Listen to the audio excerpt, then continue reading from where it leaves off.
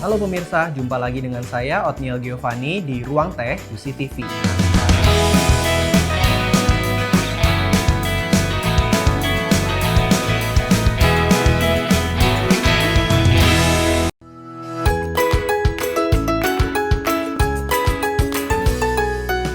Nah, sekarang kita akan membahas mengenai Indian tea. Nah, pada episode kali ini kita akan bahas dulu pertama kali tentang historinya dulu, tentang teh dari India ini ya.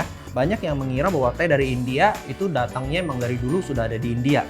Padahal kalau kita mau melihat secara historis, teh yang ada di India itu khususnya di area yang kita sebut sekarang sebagai Darjeeling, di area West Bengal, itu dulunya sebenarnya dibawa dari China.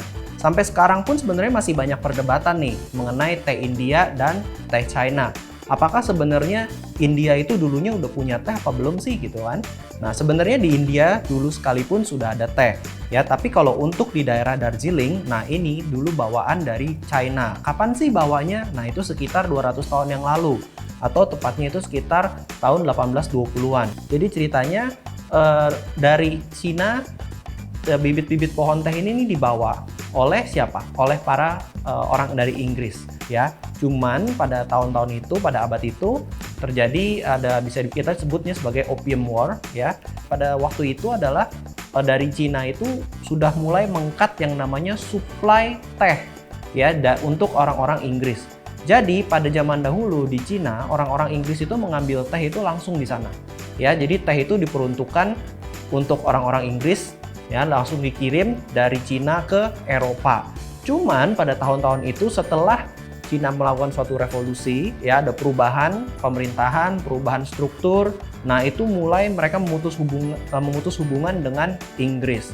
Pada saat terjadi pemutusan hubungan ini, nah mereka jadi terpaksa harus membawa bibit teh dari Cina untuk ditanam di Darjeeling. Cuma sebenarnya yang namanya bibit teh yang dibawa mereka dari Cina ke Darjeeling ini adalah ilegal. Nah, jadi mereka menyelundupkan bibit teh ini dari Cina ke India. Harusnya nggak boleh. Namun karena orang Inggris ini udah terlanjur suka sekali dengan teh yang ada di Cina, nah jadi menurut mereka ambil aja bibitnya dari Cina, kita tanam di India gitu. Nah, mereka tanam di area yang namanya kita sebutnya sekarang West Bengal. Ya, banyak juga orang menyebutnya Assam. Ya, dulu sebutannya Assam.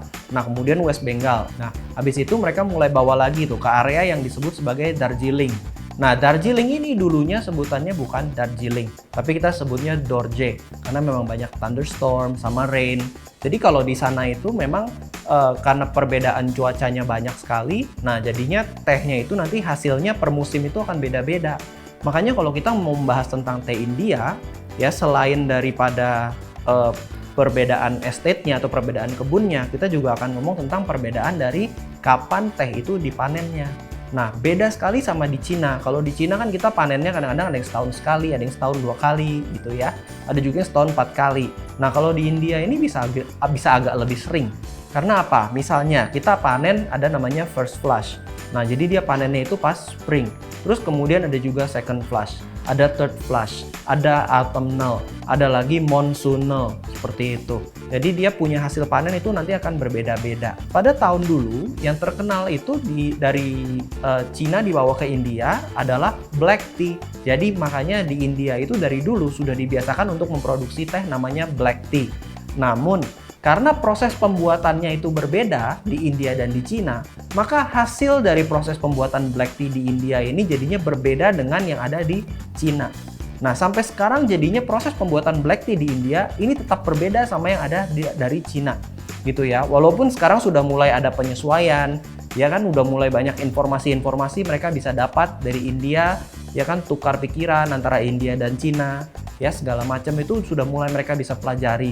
Nah, ketika mereka sudah bisa pelajari itu, sekarang mereka punya skill untuk mengolah black tea, bisa dibilang sudah hampir on the same page sama skill untuk membuat black tea dari Cina.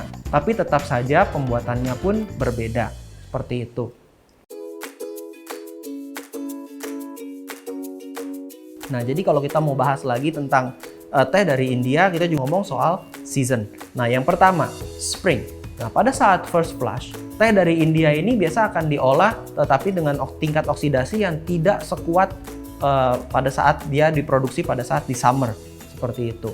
Nah, untuk autumnal dan seterusnya, nah biasanya mereka merefer ini sebagai teh dengan kualitas yang agak di bawah dari first flush dan second flush. Nah, untuk aroma sendiri, biasanya first flush itu aromanya lebih berbunga-bunga dibandingkan second flush. Nah, kalau second flush itu biasa bodinya dia lebih tebal. Ya, aromanya juga agak lebih deep dibandingkan first flush. Kalau first flush dia wanginya biasa lebih tinggi. Ya, dia punya karakter aroma itu biasa lebih rame. Nah, tapi kalau di second flush dia punya karakter rasa itu lebih bold. Nah, ke third flush, ke fourth flush, ke monsoonal, nah itu nanti akan semakin berkurang.